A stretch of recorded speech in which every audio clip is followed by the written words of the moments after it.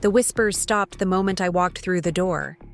You know that sudden, uncomfortable silence, when conversations halt mid-sentence and eyes dart away too quickly. My sister's living room had been transformed into a pastel wonderland for her baby shower, but the tension that greeted me felt all too familiar.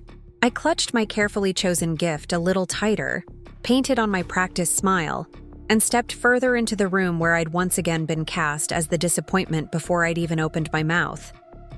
What I couldn't have known then was that this afternoon would change everything, not because I'd finally earned their approval, but because I'd finally stopped needing it. My name is Jennifer Hayes, and if you've ever been labeled the black sheep, the dreamer, or the family failure, this story is for you. Because sometimes vindication arrives in the most unexpected moments, from the most unexpected voices, and changes everything in ways you never saw coming. Before we jump back in, tell us where you're tuning in from. And if this story touches you, make sure you're subscribed, because tomorrow, I've saved something extra special for you. I've always been the before picture in my family's carefully curated narrative. My sister Rachel was the during and after, the golden child whose path never wavered, whose choices were never questioned, whose life unfolded exactly as planned. Perfect grades led to the perfect college, led to the perfect job, led to the perfect husband, led to the perfect pregnancy announced at the perfect time. Meanwhile, I was the cautionary tale, the road not to be traveled, the example mothers in our social circle whispered about when warning their daughters about wasting potential. The irony wasn't lost on me as I navigated through clusters of women in my sister's expansive suburban Chicago home that Saturday afternoon in October. 3 years earlier, I'd walked away from what they considered success, a marketing director, position at a well-established firm, to pursue what they deemed a fantasy. Now I was back, not as the prodigal daughter returning in defeat as they'd predicted, but as someone they no longer recognized, someone who no longer sought their recognition. "Jennifer!" My mother's voice cut through the awkward silence as she hurried toward me, her gardenia perfume announcing her arrival seconds before her arms wrapped around me. Unlike the others, her embrace held no judgment, only the relief of a mother seeing her daughter after too long apart. "You made it. I wasn't sure you would." "Had to meet the bump before it becomes a baby," I said, returning her hug with genuine warmth. Mom had been my one constant, my one advocate, even when she didn't fully understand my choices. She hadn't criticized when I left Chicago, hadn't demanded explanations when I changed my number and went dark on social media. She'd simply sent occasional texts. "Thinking of you. Here when you're ready." She pulled back now, her eyes searching mine for clues about the life I'd built in my absence. I wondered what she saw, the subtle confidence that had replaced my defensive posture. The clarity in my eyes that came from purpose rather than approval seeking, or just her youngest daughter, finally home after too long away. "Come," she said, linking her arm through mine. "Everyone's dying to catch up with you." The slight squeeze she gave my arm told me she recognized the half-truth in her words. Not everyone was eager for my return. In fact, the guest of honor herself stood across the room, one manicured hand resting on her 7-month baby bump, the other gesturing animatedly as she held court among her friends. My sister Rachel, poised, polished, and perpetually one step ahead in life's imagined race. She spotted me over her mother-in-law's shoulder, and for just a flicker of a second, something unreadable crossed her face before her features smoothed into a camera-ready smile. "Well, look who finally decided to grace us with her presence," she called out, voice pitched to carry throughout the room. "My wandering sister returns." All eyes turned to me, expressions ranging from curious to pitying to slightly scandalized. In our upper-middle-class circle, disappearing for 3 years without explanation violated an unspoken social contract. People like us didn't just vanish. We didn't abandon promising careers for undefined ventures. We stayed, we conformed, we succeeded according to predetermined metrics, and we showed up at family functions to compare notes on our collective ascent. Wouldn't miss it, I replied, my voice steadier than it had ever been in these rooms, with these people. You look beautiful, Rachel. She did. Pregnancy suited her. Her blonde hair fell in perfect waves, her designer maternity dress draped elegantly over her bump, her makeup flawless despite what she called her pregnancy glow in every rare phone conversation we'd had in recent months. Thanks, she said, momentarily genuine before the performance resumed. It's not easy growing a human while maintaining a director position, but some of us manage to balance ambition with family. Her eyes flickered meaningfully to our mother, then back to me. Not everyone has the luxury of just exploring options indefinitely. And there it was, the first jab, artfully disguised as casual conversation. I recognized the familiar pattern from years of family dinners and holiday gatherings. Rachel never threw punches. She inserted needles so skillfully that by the time you felt the sting, she'd already moved on, leaving you looking oversensitive if you reacted. In the past, I would have defended myself immediately, explaining my choices, justifying my path, desperately seeking understanding from people who had no interest in providing it. But that was the old Jennifer, the one who believed she needed their approval to validate her existence. The new Jennifer simply smiled, placed her gift on the designated table, and said, I'd love some of that lemonade. Mom, shall we? As we moved toward the refreshment table, I felt Rachel's gaze following us, slightly thrown by my failure to engage. Good. The rules of our dynamic had changed, though only one of us knew it yet.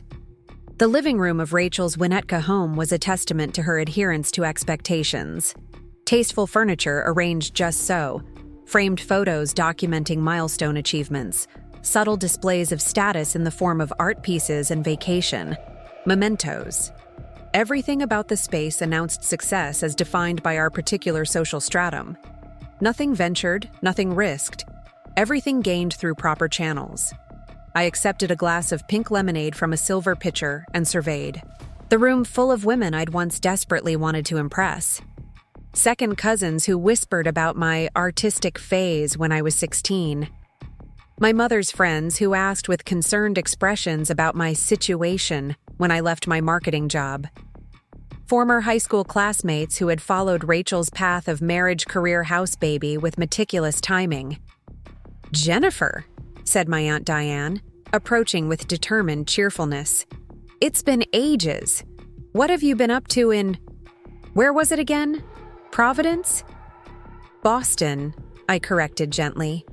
I've been building a company. Oh, how nice, she said, her tone suggesting starting a company ranked somewhere between taking up watercolors and joining a book club in terms of serious endeavors. What sort of company? Something crafty?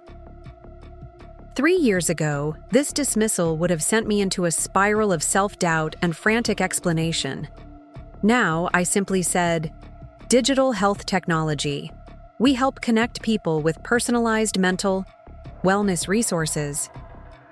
That sounds complicated, she replied, clearly searching for a way to categorize this information against her existing understanding of what women in our family did. Is it a little app or something?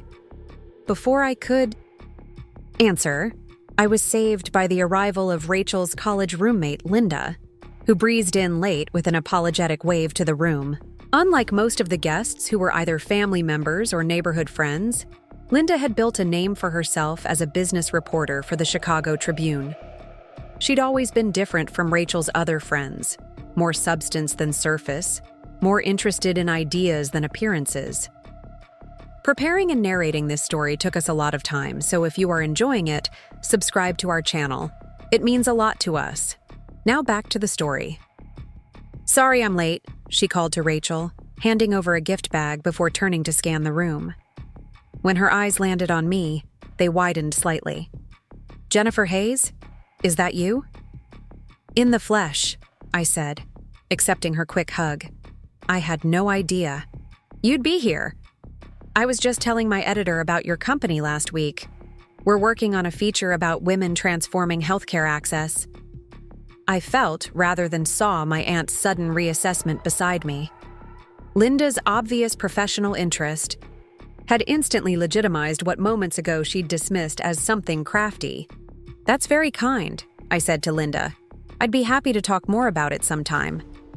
"Absolutely," Linda said, pulling out her phone.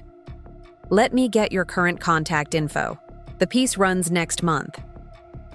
As we exchanged information, I caught Rachel, watching us from across the room, her expression unreadable. For a moment, I felt a flicker of the old dynamic, the younger sister seeking the older sister's approval, but I brushed it aside. I hadn't built Mindful Match to impress Rachel or anyone else in this room. I'd built it because 3 years ago, I'd recognized a critical gap in mental health resources while struggling to find help for myself. During a dark period, no one in my family had bothered to notice. The moment that had changed everything still burned bright in my memory. We'd gathered for Christmas at my parents' Evanston home. Rachel had just announced her promotion to senior vice president at her financial firm, and everyone was raising glasses to toast her success. "To Rachel," my father had said, his face glowing with unmistakable pride. "Always knew you'd make us proud." I'd clapped along with everyone else, genuinely happy for my sister despite our complicated relationship. Then Rachel had turned to me, glass still raised in a gesture that seemed inclusive but felt pointed.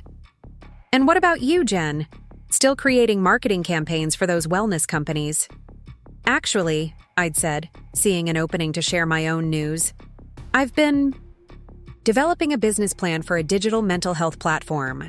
I'm thinking of launching my own company in the new year." The table had gone quiet. Then Rachel had laughed, not cruelly, but with that familiar hint of dismissal that had colored our relationship since childhood. "Oh, Jenny, let's be serious. You've never stuck with anything longer than a year. Remember your photography phase in college? Your food blog that lasted 3 months? Maybe focus on building your career at an actual established company before fantasizing about being the next." "Who's that Facebook guy again?" "Mark Zuckerberg," my father had supplied helpfully, missing the point entirely. "Right," Rachel had continued. "The world doesn't need another half-baked app idea.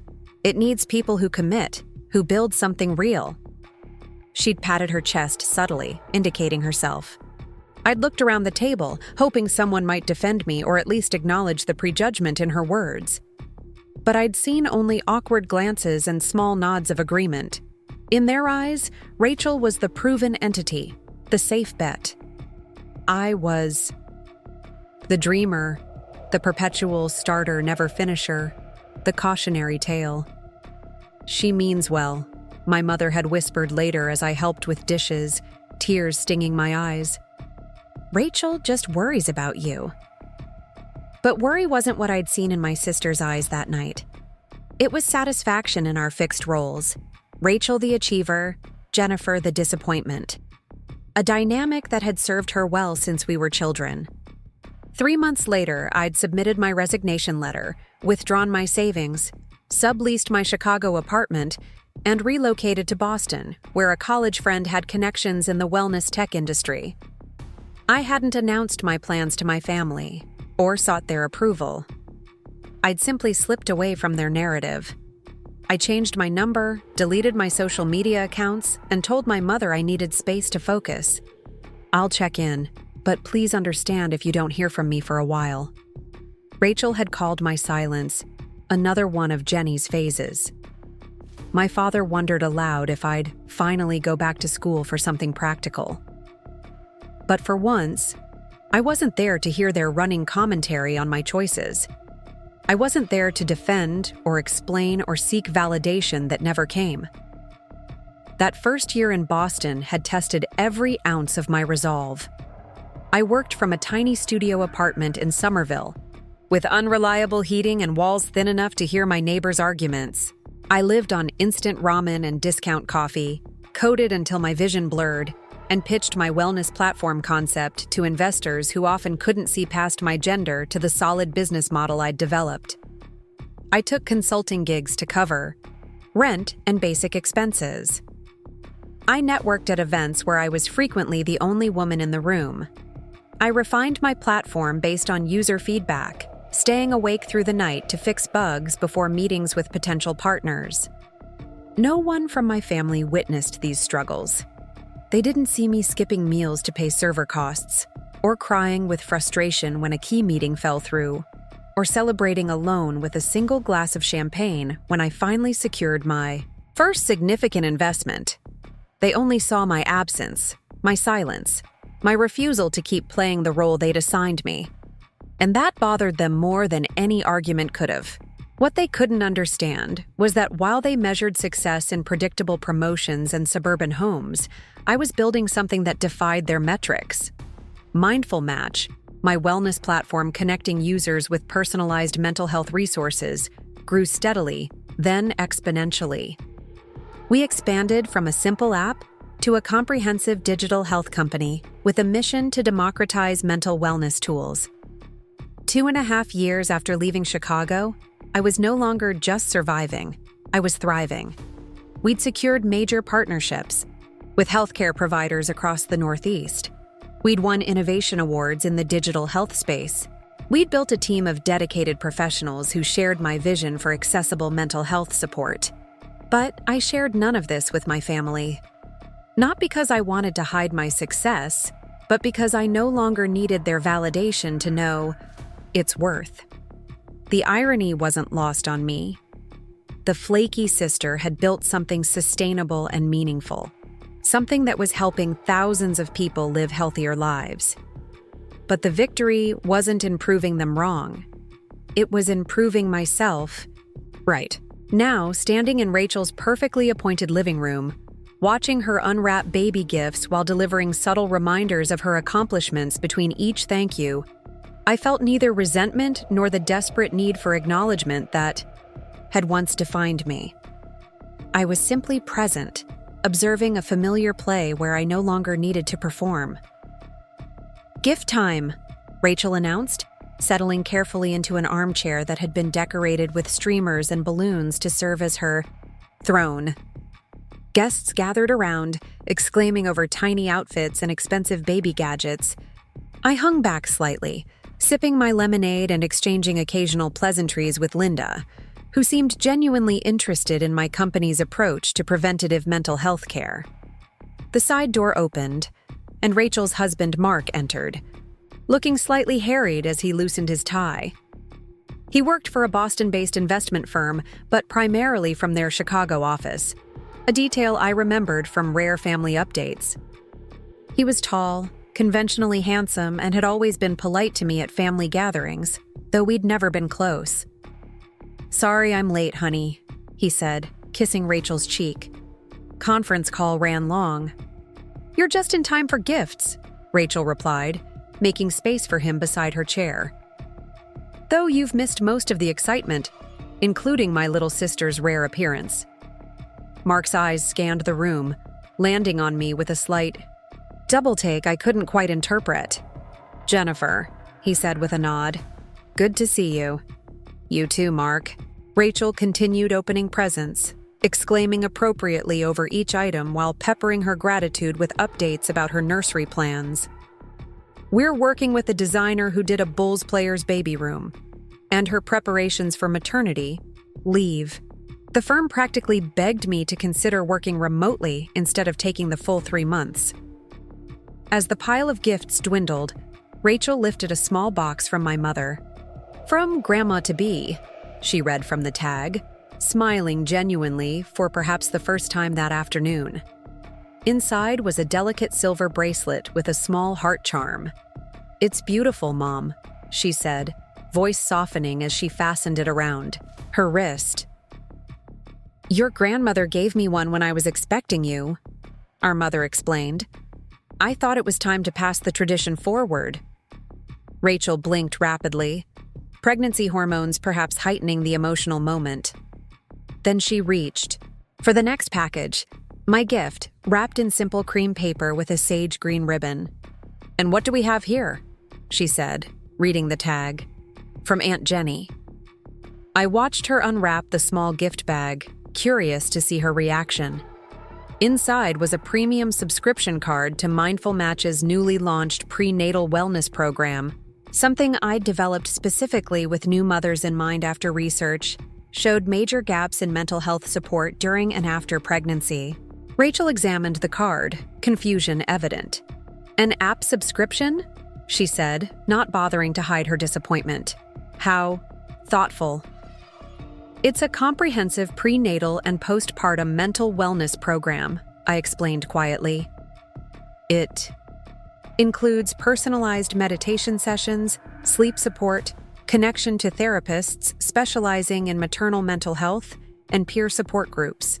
Studies show that up to 1 in 5 new mothers experience significant—" "Well, that's certainly an interesting choice," Rachel interrupted, setting the card aside with barely concealed dismissal. "Very on brand for you, Jenny. A digital solution, rather than something the baby can actually use." A few uncomfortable chuckles rippled through the room. My mother shot me an apologetic glance. "Of course, not all of us have experience with babies yet," Rachel continued, patting her belly. "So we wouldn't necessarily know what new mothers actually need." "Before we continue," Linda interjected, perhaps sensing the building tension, "I'd love to hear more about what you've been up to in Boston, Jennifer.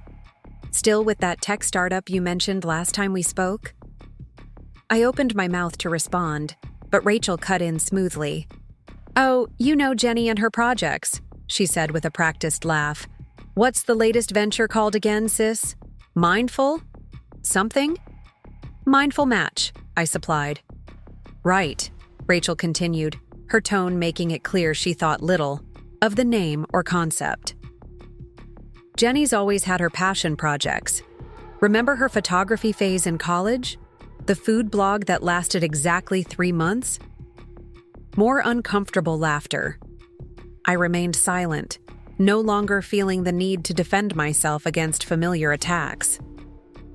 "I just hope," Rachel added, hand drifting protectively over her belly, "that my child grows up understanding the value of commitment and stability. In this family, we believe in building something real and lasting, not chasing digital trends." The room fell silent. My mother tensed beside me. "What exactly is this Mindful Match thing anyway?" asked Rachel's mother-in-law, clearly trying to diffuse the tension. "Some kind of dating app for meditation enthusiasts?" She chuckled at her own joke. Before I could answer, Rachel laughed, the sound brittle and dismissive. "It's some kind of wellness app thing. Very niche. Very Jenny." She turned to me with a smile that didn't reach her eyes. "How many users do you have now? Dozens? Hundreds?" "Actually," Mark's voice cut unexpectedly across his wife's, "Mindful Match hit 2 million active users last quarter." The room turned to him in collective surprise. Rachel's smile froze. "What?" Mark set his drink down carefully. "Mindful Match, Jennifer's company, 2 million active users across all 50 states, major partnerships with Northeastern Hospital, Group, and 3 other healthcare networks." He looked at me with something like respect in his expression. "That's correct, isn't it, Jennifer?" The silence that followed was absolute. I could practically hear the collective mental recalibration happening around me. "How would you know that, Mark?" Rachel asked, a dangerous edge to her voice. He shifted slightly, looking suddenly uncomfortable but not backing down. "Because Baxter Ventures led their Series A funding round last year. It was a major deal in the Boston tech scene. Jennifer's company is revolutionizing how people access mental health care."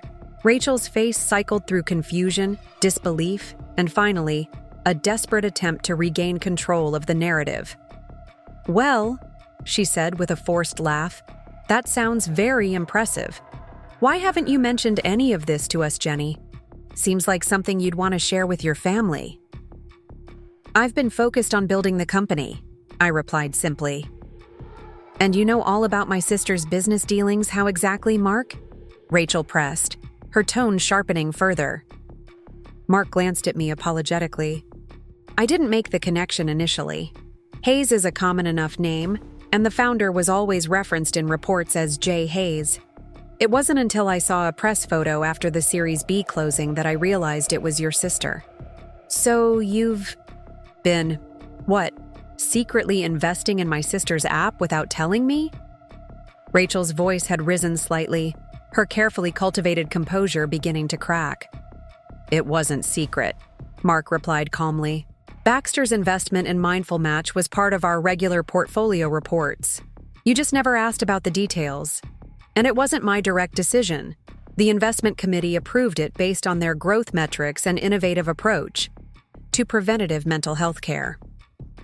Actually, Linda interjected, Mindful Match is projected to be profitable by next quarter, which is practically unheard of for a platform at this stage. We just ran a feature on women changing the healthcare industry, and Jennifer's company was highlighted as one of the most innovative approaches to mental health access in years. I had no idea that was your company, Jennifer. Rachel's mother-in-law leaned forward with sudden interest. Wait, is that the app my doctor recommended when I mentioned having anxiety about my hip surgery? With the personalized stress reduction programs? I nodded, feeling strangely calm amidst the chaos of this unexpected revelation. Probably. We've partnered with over 5,000 healthcare providers nationwide. That's my CEO, Mark said quietly, but in the hushed room, everyone heard it. His tone wasn't mocking or performative. It held genuine respect. Rachel's face had gone completely rigid, her hand clutching the arm of her chair. The perfect narrative she'd constructed, her as the successful, stable achiever and me as the flighty disappointment, was crumbling before her eyes, and worse, in front of her carefully curated audience of friends and family. Well, she said after a painful pause, her voice artificially bright. Isn't this a pleasant surprise? My little sister, a successful entrepreneur? Who would have thought? She attempted a laugh that came out strangled. Though these tech bubbles do tend to burst, don't they? All that venture capital money floating around, inflating valuations. No one took her bait. The atmosphere had shifted irrevocably. Guests who had minutes ago been chuckling at my expense were now looking at me with new interest, reassessing everything they thought they knew about the Hayes sisters. I didn't feel the victory I might once have craved in this moment. There was no satisfaction in watching Rachel struggle to reframe a reality that no longer fit her preferred story. There was only a quiet peace in standing fully in my truth after years of diminishment. I slipped out while conversations resumed with uncomfortable energy, making my way through the kitchen and out to the garden where the late afternoon sun cast long shadows across Rachel's perfectly landscaped backyard. I breathed in the crisp October air, feeling neither triumphant nor vindicated, just free. My mother found me there minutes later, her eyes searching mine. You built a company, she said. Not a question, but a realization. I did, I answered simply. And you didn't tell us because I needed to build it for myself, not to prove anything to anyone else. I looked at her directly. Can you understand that? She was quiet for a moment, then nodded. Slowly. I think I'm starting to. She reached for my hand. I'm proud of you, Jenny. Not because of what Mark said in there, or the success, but because you found your own path even when none of us believed in it. Especially when none of us believed in it. I squeezed her hand, feeling the weight of years of misunderstanding between us begin to lift. I should go. I have an early flight back to Boston tomorrow. Will you stay in touch this time? There was no accusation in her voice, only hope. I will, I promised, and meant it. Not because I needed their approval anymore, but because I was finally secure enough in my own worth to engage with my family as equals rather than as the perpetual disappointment. I hugged her goodbye and left without returning to the party. No dramatic exit, no final confrontation with Rachel. I had a company to run and a life I loved waiting for me back in Boston. That evening in my hotel room, I kicked off my heels and settled onto the small balcony overlooking the Chicago skyline. My phone buzzed with a text from Mark. "Sorry about today. For what it's worth, your sister was genuinely shocked. I think she's seeing you clearly for the first time." I smiled but didn't respond. Another message followed, this one from my mother. "Your father wants to hear all about your company. Really hear about it. Call when you can." I set the phone aside and watched the city lights instead.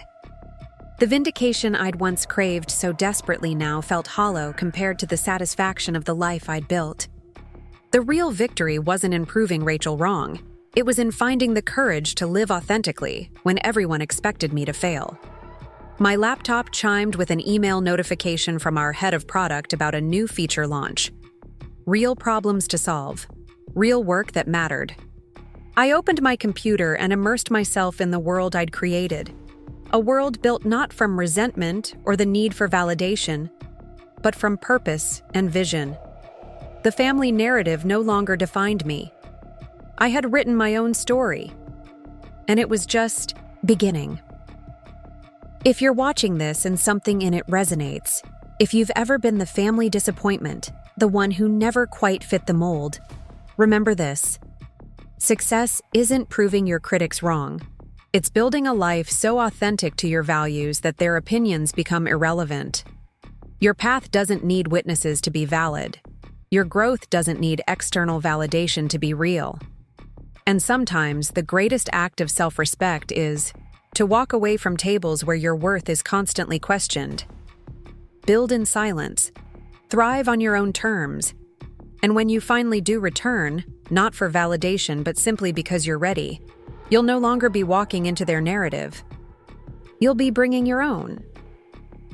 The flight back to Boston gave me time to process everything that had happened at Rachel's baby shower. As the plane rose above the clouds, I felt a strange lightness. Not the vindication I might have once craved, but something more profound.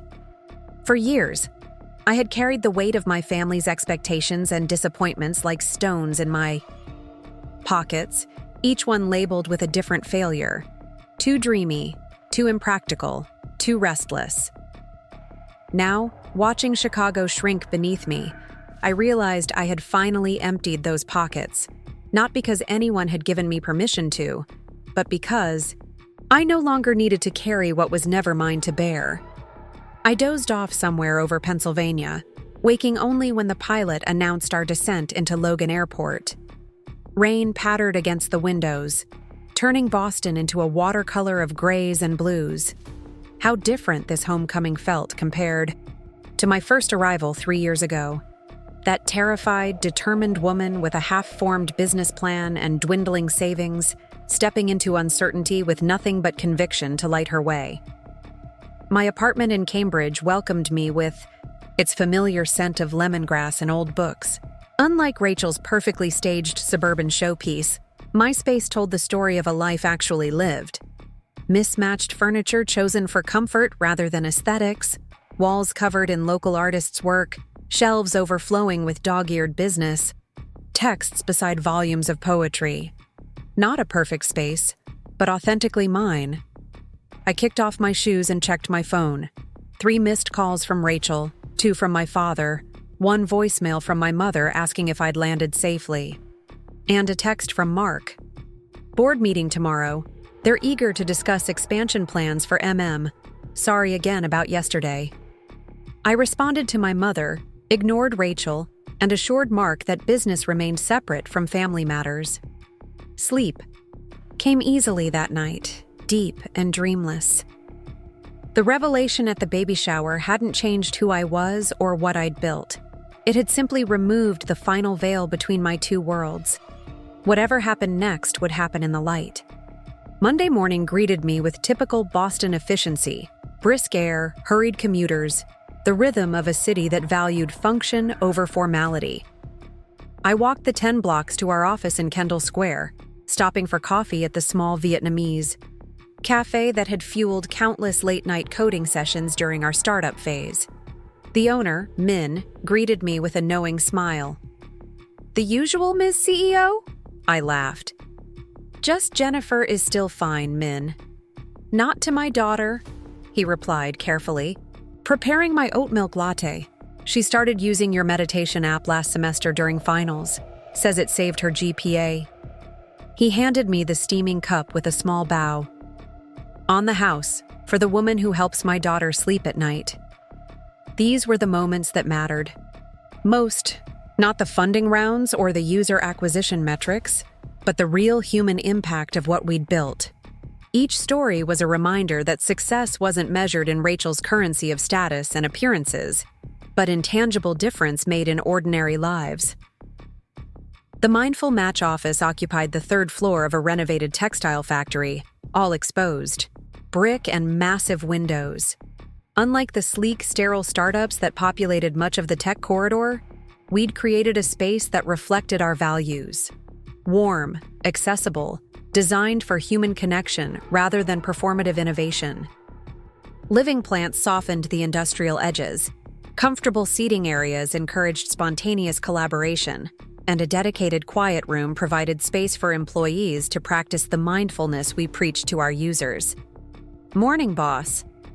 Aiden, our chief technical officer, greeted me as I stepped off the elevator. His rumpled appearance suggested he'd been there all night, not uncommon before a major product update. "How was the family thing?" "Enlightening," I replied, following him toward the development area where our team was gathered around a large screen. "What are we looking at?" "User feedback from the beta test of the postpartum anxiety module. 92% positive. Engagement, average session time of 18 minutes. Almost double our baseline for other modules." I studied the data points scrolling across the screen, thinking about the subscription card I'd given Rachel. Would she ever actually use it? Would her pride allow her to try something created by her failure of a sister?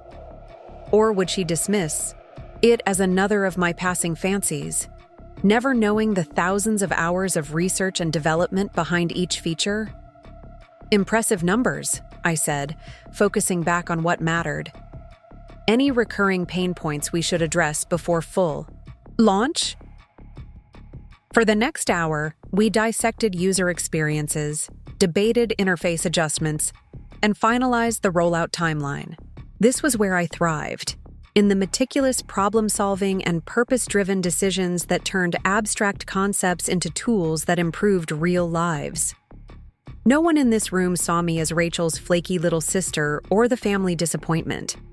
Here, I was simply the founder who had recognized a need and built a solution worth believing in. My assistant, Tara, appeared at my elbow with a gentle interruption. "I hate to break up the flow, but your 10:30 is waiting in the conference room. The investors from Mount Auburn Ventures?" I nodded, gathering my notes. "Thanks. Let's reconvene after lunch to finalize these changes." The meeting with Mount Auburn went smoothly. Another potential partnership to expand our accessibility initiatives for underserved communities. As the investors filed out, promising to send term sheets by the end of the week, Tara reappeared with an unexpected update. "Your sister's online too. Says it's urgent."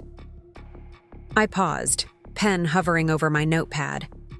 Rachel had never called me at work before, had barely acknowledged my work existed until yesterday. Did she say what it's about? Just that she needs to speak with you immediately. Something about her doctor's appointment this morning.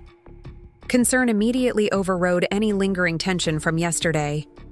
Whatever existed between Rachel and me, a potential health issue with her pregnancy, transcended our complicated dynamics. I picked up the phone.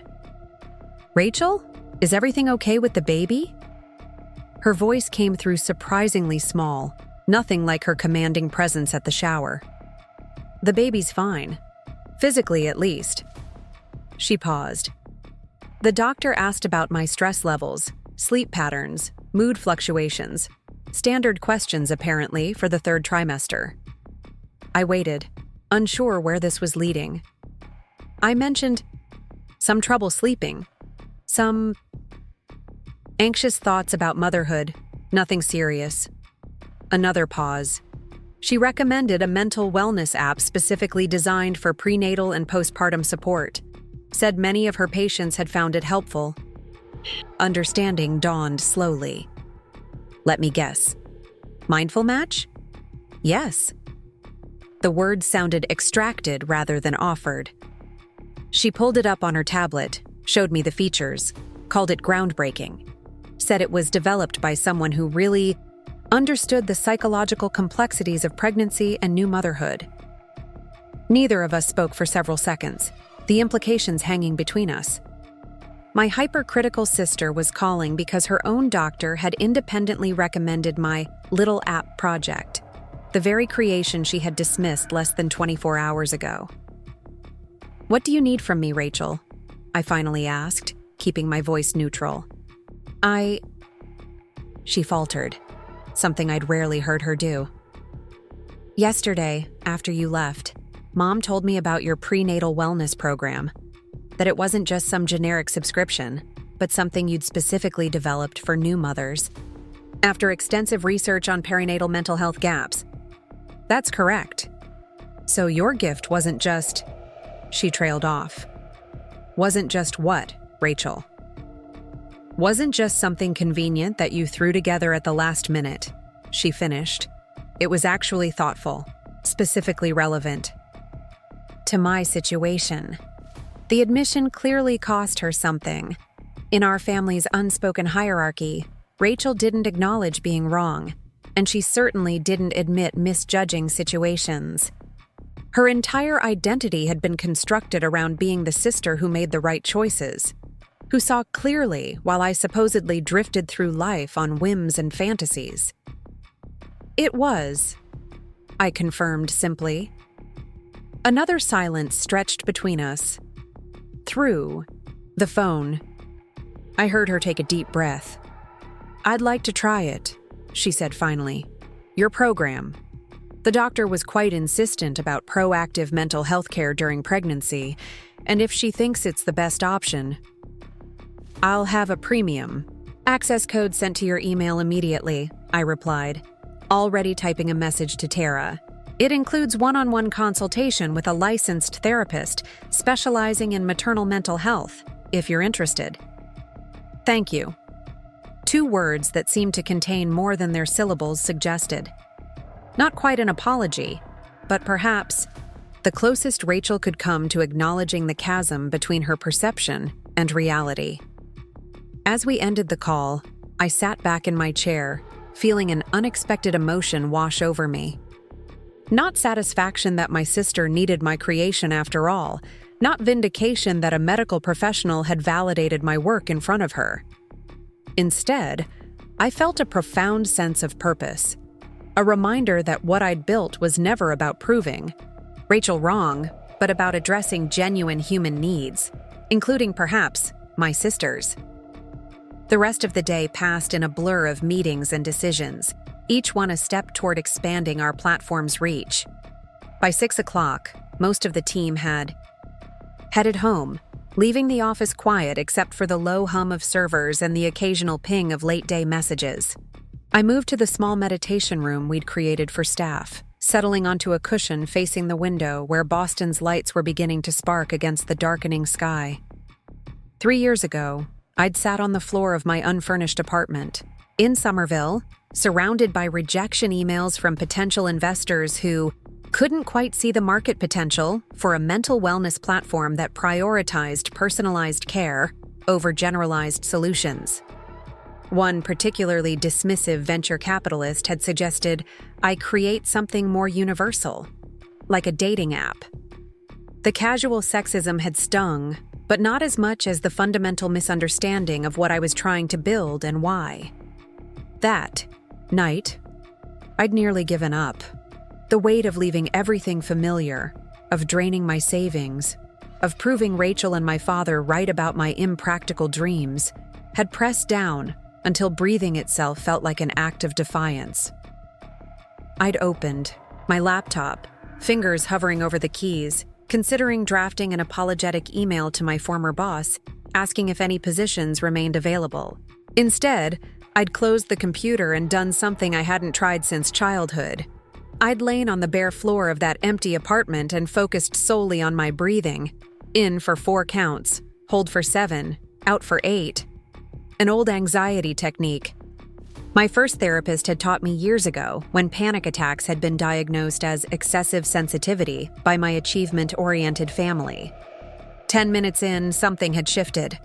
Not a dramatic revelation or sudden solution, but a quiet clearing of mental space. In that moment of clarity, I'd recognized that the problem wasn't my vision, but my approach. I'd been trying to build something that would impress traditional investors rather than something that addressed the actual needs I'd originally identified. The next morning, I'd rewritten my entire business plan, focusing specifically on creating personalized pathways for mental wellness, rather than a one-size-fits-all approach. I'd centered preventative care rather than crisis intervention.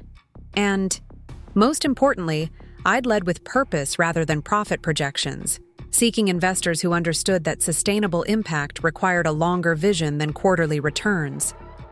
6 weeks later, I'd secured my first round of seed funding from a small firm specializing in women's health innovations. The rest had unfolded with determined persistence, hiring a small development team who believed in the mission, conducting extensive research with mental health professionals, testing prototype features with focus groups, refining the user experience until accessibility became our hallmark. Now, watching Boston's skyline deepen into night, I reflected on how different my path had been from Rachel's carefully plotted trajectory. She had followed a straight line toward conventional success, prestigious college, entry-level position, at a respected firm, strategic career advancements timed perfectly to coincide with her peers' expectations. Always looking ahead to the next predetermined milestone, always calculating how each achievement would be perceived by the audience she valued. I had stumbled, backtracked, rerouted, sometimes wandered completely off the map. I had followed curiosity rather than certainty, pursued significance over status. And in doing so, I had discovered something Rachel might never understand: that true fulfillment comes not from meeting others' expectations, but from creating something that exists as a direct expression of your deepest values. My phone buzzed, pulling me from my thoughts. A text from Mark. Board approved the expansion unanimously. Congratulations. Another milestone reached, another validation of the vision I'd fought to protect from those who would have reshaped it into something more conventional, more immediately marketable, less authentically mine. I texted back a simple thank you and returned to my meditation, allowing myself to fully inhabit this moment of quiet victory, not over Rachel or my family's narrative, but over the doubts that had once threatened to derail my journey before it had truly begun. The following weeks brought unexpected shifts in my family's dynamics. My father called to discuss investment opportunities in Mindful Match, a transparent attempt to retroactively align himself with my success. I gently declined, explaining our current funding structure and the values guiding our growth strategy. After an awkward pause, he'd shifted to asking genuine questions about the platform itself, how it worked, who it served, why I'd created it. For perhaps the first time in my adult life, he listened without interrupting, without comparing my choices to Rachel's, without subtly suggesting better alternatives to my decisions. "You've built something remarkable, Jennifer," he said finally, his voice containing an unfamiliar note, respect without qualification. I didn't see it coming, and that's on me. My mother visited Boston the following month, spending 3 days exploring the city and 1 afternoon at the Mindful Match office. She moved through the space with quiet wonder, observing team meetings, examining the wall where we projected real-time user feedback, listening attentively as I explained the research behind our approach to digital mental health care. "I always knew you were thoughtful," she said over dinner that evening at my favorite neighborhood restaurant. "But I never understood how deeply you think about problems, how carefully you consider solutions." She reached across the table, covering my hand with hers. "I'm sorry I didn't see it sooner." "You saw more than most," I reminded her, squeezing her fingers gently. "You were the one who sent me articles about mindfulness before it was mainstream. You were the one who defended my sensitivity when Dad and Rachel called it weakness. Not strongly enough." Regret shadowed her features. "I should have challenged their narrative more directly. Should have questioned why ambition could only look one way in our family." "We all played our assigned roles," I said, feeling a new compassion for the mother who had navigated between a husband and daughter who valued certainty above all, and a younger daughter who questioned everything. "You supported me in the ways you could." "I'm learning to support you better now," she promised, "and to question my own assumptions about success." Even Rachel showed signs of unexpected evolution. She began using the Mindful Match prenatal program daily, according to our user metrics. She sent occasional texts with specific questions about meditation techniques or sleep hygiene recommendations. Never quite direct appreciation, never outright acknowledgement of her previous dismissals, but small steps toward a new kind of engagement. 3 weeks before her due date, she called on a Sunday evening. "The nursery's finally finished," she said without preamble. "Would you want to see it? Maybe come for dinner this weekend if you're not too busy with your company?" The invitation contained no backhanded compliments, no subtle digs about my schedule or priorities. Just a straightforward request from one sister to another, the kind of normal interaction that had eluded us for most of our adult lives. "I'd like that," I said, surprising myself with how genuinely I meant it. "I can fly in Saturday morning." Rachel's home looked different when I returned that weekend, or perhaps I saw it differently.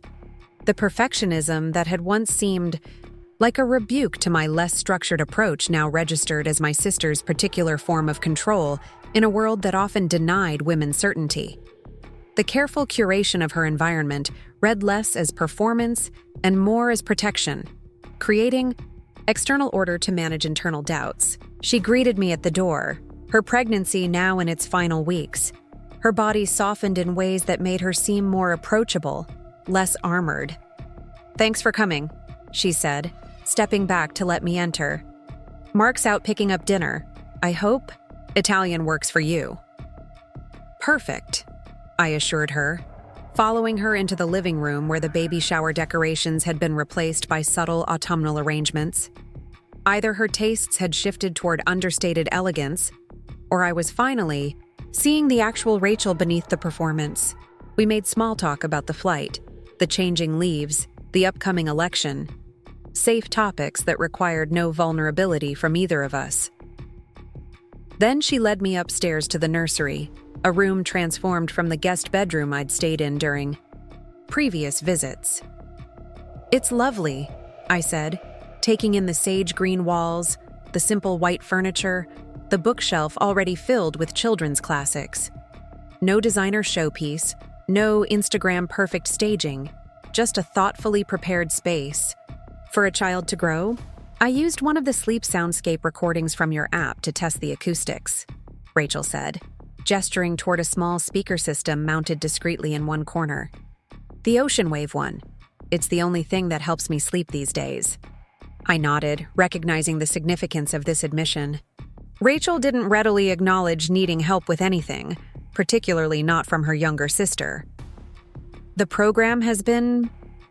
She paused, seeming to search for the right words. "It's been unexpectedly important, especially the anxiety management modules. I'm glad it's helpful," I said simply. She lowered herself carefully into the rocking chair beside the window, one hand resting on her prominent belly. "I've never dealt well with circumstances I can't control," she admitted, staring out at the maple tree beginning to turn crimson in the front yard. "Pregnancy has been challenging in that respect." "Control has never been my issue," I offered, perching on the window seat across from her.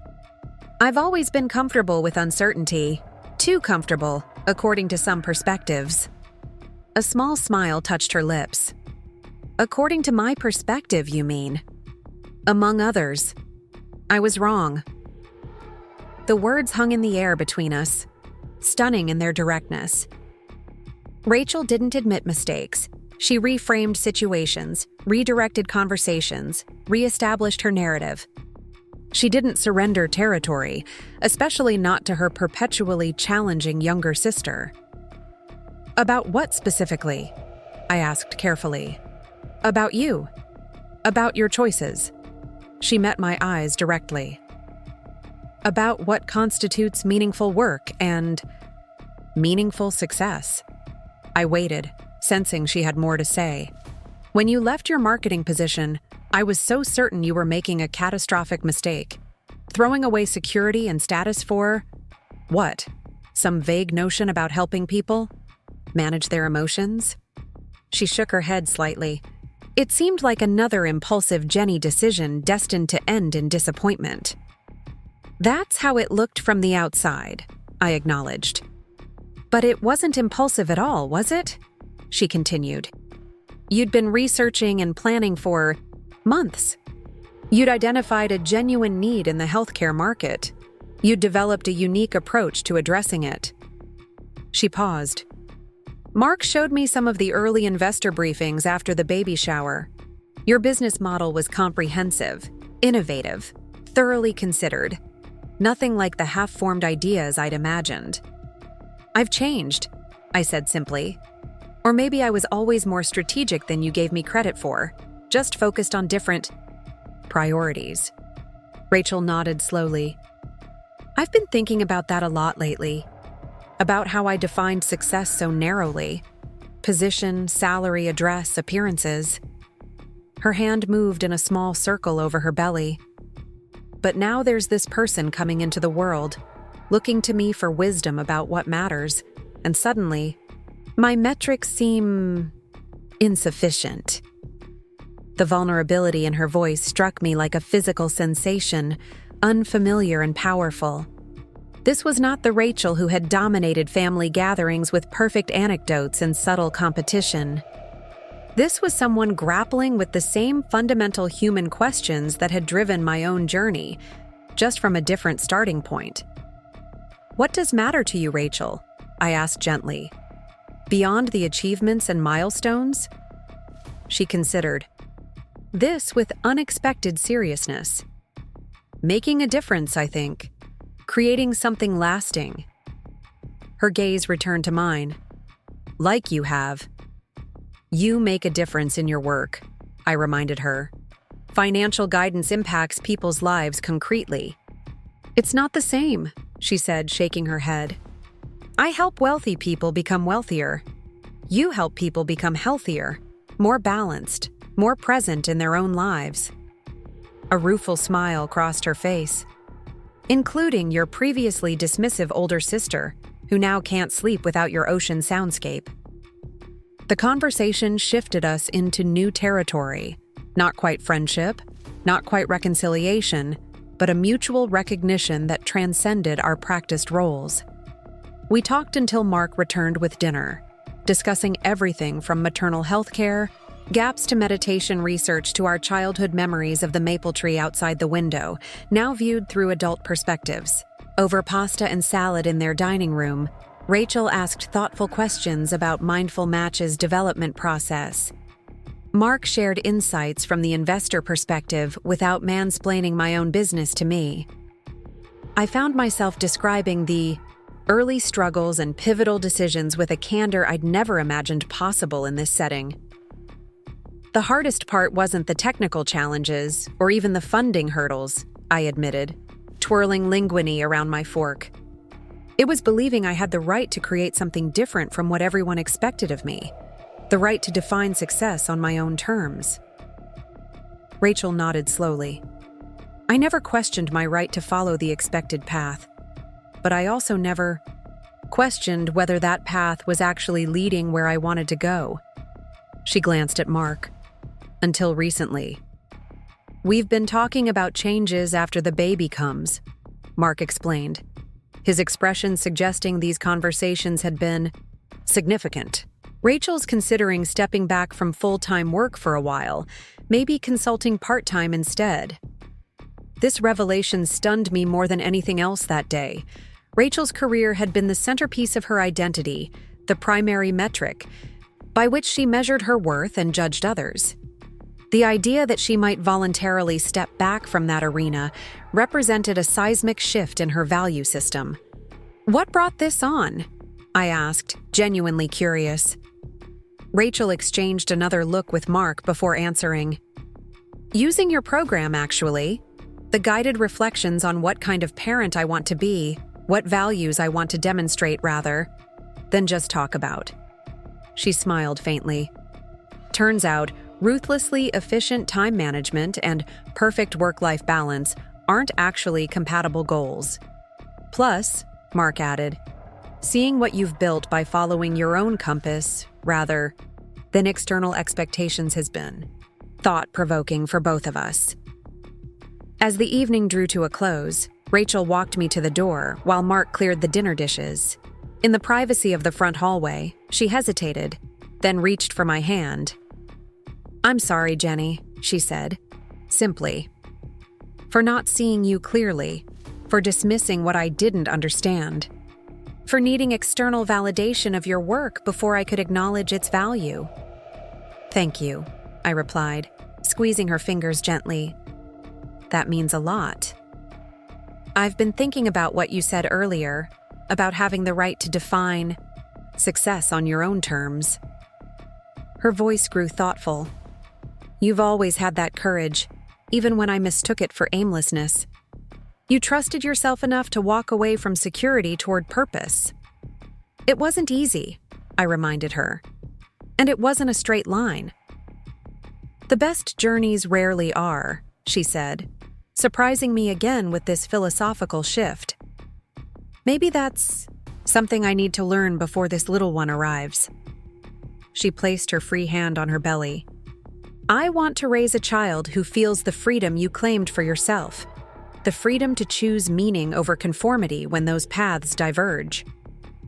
As I hugged her goodbye, I felt something shift and settle between us, not erasing the complicated history or guaranteeing an uncomplicated future, but offering the possibility of a new chapter written on different terms. Not Rachel and Jennifer playing our assigned roles in the family drama, but two adult women recognizing each other's distinct journeys with newfound respect.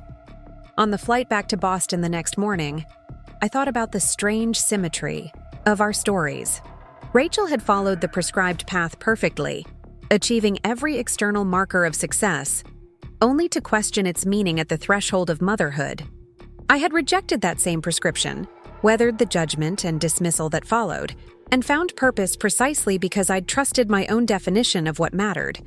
Different routes, different timing, but perhaps converging on similar questions. What constitutes a life well lived? What values truly sustain us when conventional metrics fall away? What example do we want to set for those who come after us? As the plane descended through cloud cover, revealing Boston's distinctive skyline, I felt a deep gratitude for the journey that had brought me here. Not just to this city or this career, but to this understanding of myself and my place in the world. The revelation at Rachel's baby shower hadn't changed who I was or what I'd built. It had simply removed the final boundary between my authentic self and the family narrative that had once constrained her. Whatever came next would unfold in that hard-won authenticity, shaped by purpose rather than approval, guided by meaning rather than conformity. And in that knowledge was a freedom more valuable than any validation from others could ever be. 2 months later, I found myself standing in a hospital corridor, a bouquet of lavender and white roses in one hand and a small gift bag in the other. The text from Mark had come at 3 a.m. "Baby girl, 7 pounds, 2 ounces, both doing well. No name yet." Typical of Rachel to want everything perfect before making announcements. I'd booked the first available flight from Boston, arriving at Northwestern Memorial just after visiting hours began. The maternity ward buzzed with quiet efficiency, nurses moving purposefully between rooms, occasional newborn cries punctuating the hushed atmosphere. I paused outside room 412, suddenly uncertain. Despite our recent thaw, Rachel and I had spent decades perfecting our respective roles in the family dynamic. Now we were entering uncharted territory. Rachel as a mother, me as an aunt, both of us still learning how to relate to each other as the women we'd become, rather than the girls we'd been. I knocked softly on the partially open door. "Come in," Rachel's voice called, sounding tired but alert.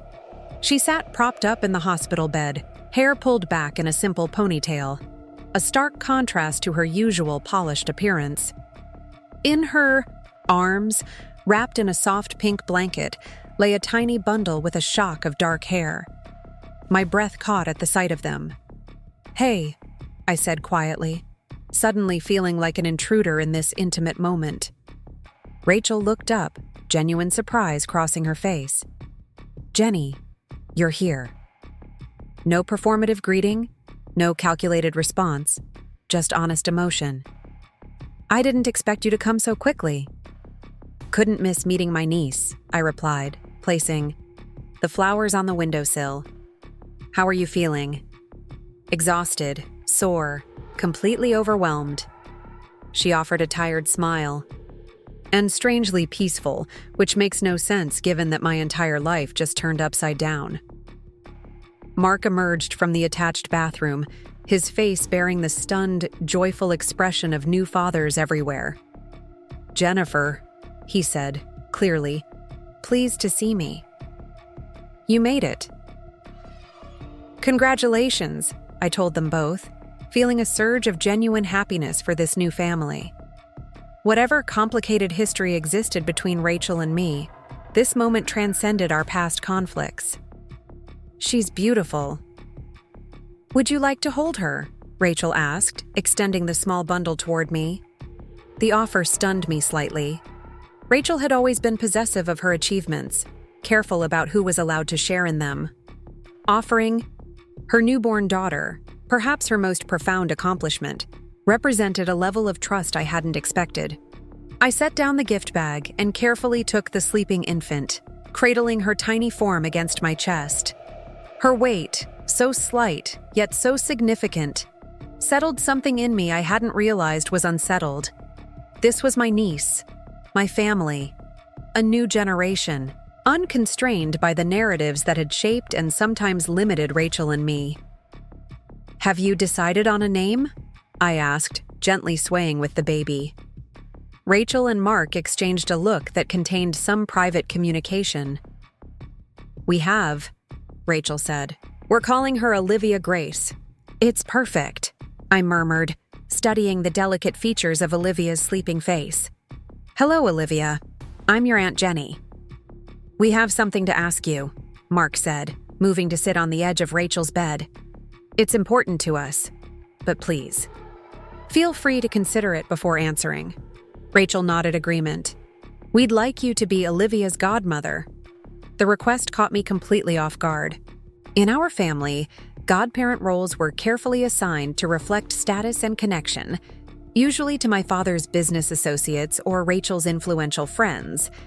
That they would choose me, the family's one-time failure, the sister who had walked away from conventional success to forge her own path, felt monumentally significant. "Are you sure?" I asked, looking between them. "I don't exactly fit the traditional godmother mold in our family." "That's precisely why we're asking," Rachel said with unexpected candor. "I want Olivia to have someone in her life who had the courage to define success on her own terms. Someone who values purpose over appearance, substance over status." "The world will try to put Olivia in boxes soon enough," Mark added. "We want her to know there are people who refused those limitations and thrived anyway." Emotion tightened my throat as I looked down at the sleeping infant in my arms. "I'd be honored," I said softly. "Truly honored." Rachel's eyes filled with tears, a vulnerability she would never have allowed herself to show in the past. "Thank you." We spent the next hour in quiet conversation, discussing the birth, 26 hours of labor culminating in an emergency C-section. The surprised reactions of various family members to the baby's dark hair. Dad was practically ginger as a child. Where did this come from? And the profound disorientation of becoming parents overnight. Everything I thought I understood about efficiency and productivity is completely useless now, Rachel admitted with a self-deprecating laugh. All my carefully developed systems collapsed in the face of one tiny human who operates on her own, incomprehensible schedule. How's the Mindful Match postpartum program working for you? I asked, genuinely curious about how our platform was serving a user I actually knew personally. It's been a lifeline, she said without hesitation. Especially the middle-of-the-night meditation sessions when I'm up feeding her and my mind starts spiraling about everything from SIDS to college applications. The sleep tracking feature has been surprisingly helpful too, Mark added. Helps us see patterns we might miss when we're just trying to survive day to day. As I prepared to leave, allowing them to rest before other visitors arrived, Rachel reached for my hand. The gift bag, she reminded me. You brought something. Oh, right. I retrieved the small ivory bag from where I'd set it aside. It's nothing elaborate, just something I thought might be meaningful. Rachel opened it carefully, removing a small wooden box with Olivia's name and birth date engraved on the lid. Inside lay a delicate silver bracelet, not unlike the one our mother had given Rachel during her baby shower, but with significant differences. Instead of a simple heart charm, this one featured a small compass rose. It's beautiful, Rachel said, running her finger over the engraving. The compass seemed appropriate, I explained. A reminder that she'll find her own true north, whatever that might be. I love that, Rachel said softly, eyes meeting mine with genuine appreciation. Thank you, Jenny. As I hugged them goodbye and promised to return before flying back to Boston the next day, I felt a quiet sense of completion. Not because all wounds were healed or all misunderstandings resolved, but because we had begun writing a new chapter. One where our differences might become complementary strengths rather than sources of conflict, especially for the small person, now sleeping peacefully in her hospital bassinet. The autumn air carried a crisp promise as I left the hospital, choosing to walk several blocks before hailing a ride to my hotel. Chicago's familiar skyline rose around me, the city that had once felt like a battlefield, now just a place. Beautiful, flawed, significant, but no longer defining. I sent a quick update to my team in Boston, confirming I'd be back in the office the following evening, then silenced my phone to enjoy this rare moment of urban solitude. Life rarely offers clean narrative arcs with satisfying conclusions. Often it provides complex, ongoing evolutions punctuated by moments of clarity. Becoming Olivia's godmother wouldn't erase the years of misunderstanding between Rachel and me, just as my company's success hadn't suddenly transformed me into someone my family fully comprehended. But these developments created space for new possibilities, new ways of relating that weren't constrained by our historical roles. My hotel room offered a sweeping view of Lake Michigan, its vast blue expanse stretching toward an invisible horizon. I sat by the window with a cup of tea, reflecting on how dramatically my life had changed in 3 short years. From the marketing, executive seeking validation through external achievement to the founder guided by purpose rather than approval. From the family disappointment to the CEO whose approach had been validated not just by investors and users, but eventually, improbably, by the very sister who had once dismissed her vision. My phone chimed with a message from Aiden, our CTO. Urgent question about the healthcare integration. Can you spare 5 minutes for a call? Even on this personal trip, the responsibilities of Mindful Match continued. The company had grown beyond me now, becoming its own living entity with needs and momentum and impact that extended far beyond my initial vision. That was its own kind of miracle, creating something that took on significance beyond its creator's intentions. After resolving Aiden's technical question, I found myself scrolling through photos from the early days of Mindful Match. The first whiteboard session in my tiny Somerville apartment, Pizza boxes and coffee cups scattered across the floor as my small founding team mapped out user journeys past midnight. The day we moved into our first real office space, a converted storage room with questionable ventilation, but windows that flooded the space with natural light. The celebration when we reached our first 1,000 users, each of us raising plastic, cups of cheap champagne with expressions of exhausted elation. None of those memories included my family. I hadn't invited them into that world, partly because I'd needed to prove something to myself without their opinions coloring the process, partly because I'd assumed they wouldn't understand or value what I was creating. The baby shower had forced those separate realities to collide, creating initial chaos but ultimately opening possibilities I hadn't anticipated. A gentle knock at my door interrupted these reflections. I opened it to find my mother standing in the hallway, her face lighting up at the sight of me. "I thought I might find you here," she said, embracing me warmly. "Your father's with Rachel and the baby now, but I wanted some time with you before you fly back tomorrow." We settled in the small sitting area of my hotel room, ordering lunch from room service while catching up on developments since our last conversation. My mother seemed different somehow, more present, more curious about my actual experiences, rather than how they compared to conventional expectations. "Have you thought about what it means to be Olivia's godmother?" she asked as we shared a plate of fruit that had arrived with our sandwiches. "I'm still processing it, to be honest," I admitted. It was the last thing I expected from Rachel and Mark. My mother smiled knowingly. "Rachel has changed these past few months. Your success challenged her assumptions, but I think it was your app that truly transformed her perspective. Using it throughout her pregnancy forced her to become more reflective, more mindful of the stories she tells herself about what matters and why. Technology can create unexpected connections," I observed, even between sisters who spent decades talking past each other. "You've always understood that," my mother said, surprising me with her insight. "Even as a child, you recognized how tools and systems shape human experience. Remember how you reorganized my kitchen when you were 12? Insisted that form should follow function, not tradition?" I laughed at the memory. Dad was so annoyed when he couldn't find the coffee mugs in their usual cabinet. "But my morning routine became so much more efficient," she reminded me. "You saw possibilities the rest of us missed because we were too accustomed to the established order." Her understanding startled me.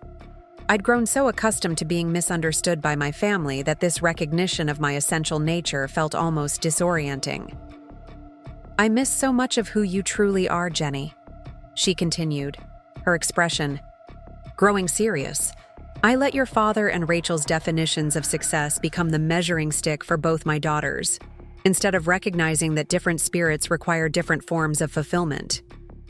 "You did your best, Mom," I said gently, reaching for her hand. "We all did, within the frameworks we understood at the time." "Perhaps," she acknowledged, "but I'm trying to do better now, to see you clearly, not through the distorting lens of comparison or convention." We spent the afternoon exploring Chicago together, visiting my old neighborhood and some of my favorite spots in the city. As we walked along the lakeshore path, our conversation meandered through memories, current projects, and future possibilities with an ease we'd rarely experienced before. "Your father wants to invest in Mindful Match," she mentioned as we watched sailboats drift across the harbor. "He's been researching digital health platforms, trying to understand the sector better." I smiled at the image of my conventionally minded father struggling to grasp the nuances of preventative mental health care technology. "The company isn't accepting new investors right now," I explained, "but I appreciate that he's making the effort to understand what I've built. He's trying to connect in the only language he truly understands: financial support," my mother observed with surprising perceptiveness. "It's not ideal, but it's genuine in its way." "I know," I acknowledged, "and that matters more than it once did." That evening, we joined my father at Rachel's house, where they'd returned from the hospital earlier in the day, The atmosphere was subdued, marked by the peculiar combination of joy and exhaustion that accompanies new parenthood. My father, awkward but earnest with his first grandchild, hovered nearby as Rachel nursed Olivia in the living room. "She has your chin," he told Rachel proudly. "Same determined little jutting the Hayes women all share." "The Hayes women are nothing if not persistent," I agreed, catching Rachel's eye with a smile that acknowledged our shared heritage despite our different paths. Later, as my parents prepared to leave, my father pulled me aside in the foyer. "Your mother tells me you're not seeking investors right now," he said, his tone carefully neutral. "That's right," I confirmed. "We've secured the capital we need for our current growth phase." He nodded, clearly processing this information. "Smart. Maintains your equity position and decision-making authority." A pause, then, "I'd still like to learn more about what you've created, not as a potential investor, just as—" He cleared his throat. "As your father." The admission clearly cost him something. My father had always related to his children primarily through the lens of achievement and practical guidance. Expressing interest in understanding my work for its own sake, rather than as a financial opportunity, represented significant growth for him. "I'd like that," I told him sincerely. "Maybe you and Mom could visit Boston next month. I could show you the office, introduce you to the team." "I'd like that very much," he said, surprising me with a quick, firm hug before following my mother out to their car. After they left, I helped Mark tidy the kitchen while Rachel put Olivia down for what they hoped might be a few hours of sleep before the next feeding. The domestic simplicity of the scene struck me. How different from the performative perfection Rachel had once maintained in her home. How much more authentic in its lived-in warmth. "She's using the sleep sounds from your app through the nursery speaker system," Mark mentioned as he loaded the dishwasher. "Says the rainfall sequence is the only thing that settles Olivia consistently."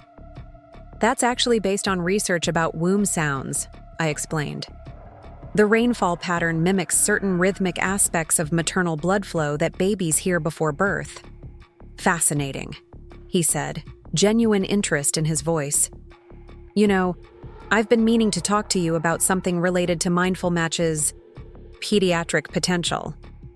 Before he could elaborate, Rachel appeared in the doorway, looking both exhausted and peacefully content in a way I'd never seen her. "She's asleep," she announced in a hushed voice. "For now, at least." We settled in the living room with herbal tea, the conversation flowing with surprising ease between professional updates and personal reflections. As the evening progressed, Rachel grew quiet, clearly fighting fatigue but reluctant to end our time together. "You should rest while Olivia's sleeping," I urged her gently. "I'll see you in the morning before my flight." She nodded gratefully but caught my hand as I rose to leave. "Jenny, there's something I've been wanting to tell you." Her voice held an emotional quality I rarely associated with my pragmatic sister. "Using your platform throughout my pregnancy, it changed things for me, not just practically, but fundamentally." "I'm glad it was helpful," I said, unsure where she was heading. "It was more than helpful," she continued. "It made me question the metrics I've used to measure worth, my own and others, for my entire adult life. Made me reconsider what legacy I want to leave for Olivia." Mark nodded encouragement from his place beside her on the sofa. "We've been talking," Rachel continued, glancing at her husband before returning her gaze to me, "about making a significant change after my maternity leave ends." "What kind of change?" I asked, settling back into my chair.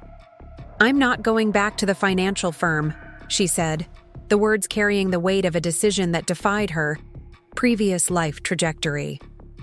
At least, not in the same capacity or role.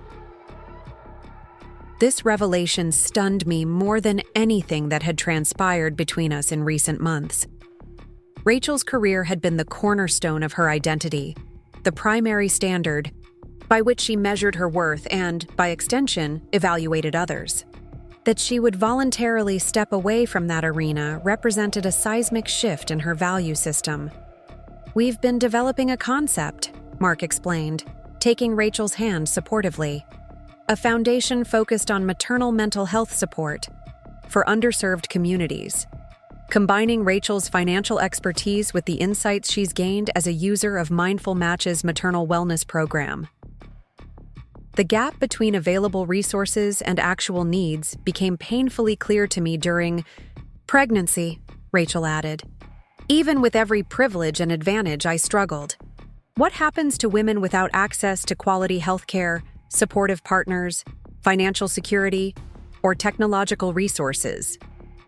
I listened in amazement as my sister, who had once dismissed my interest in mental wellness as another passing phase, articulated a vision for addressing systemic gaps in maternal care with passion and clarity I'd never anticipated from her. "We'd like your input," she concluded. "Not just as Olivia's godmother, but as someone who successfully identified a need and built an innovative solution from the ground up. Would you be willing to advise us as we develop this concept further?" The request contained no hint of competition or calculation, just genuine recognition of relevant expertise and a desire for collaboration. In that moment, I glimpsed a future neither of us could have imagined 3 years earlier. Sisters working alongside each other, our different strengths and perspectives combining to create something neither could accomplish alone. "Of course," I agreed without hesitation. "I'd be honored to help however I can."